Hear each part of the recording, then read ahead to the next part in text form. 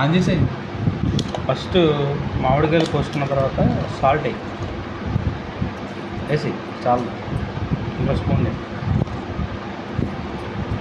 నీకేమైనా బీపీ ఉందంటే లేదుగా పోయి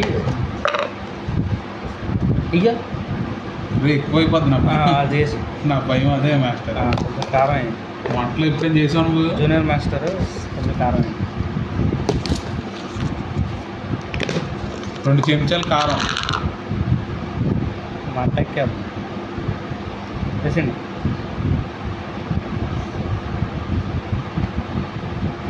చాలండి చాలండి, ఇంకేకండి చాలే సరిపోద్దండి. దాన్ని కలపండి, బాగా కలిసేవారు.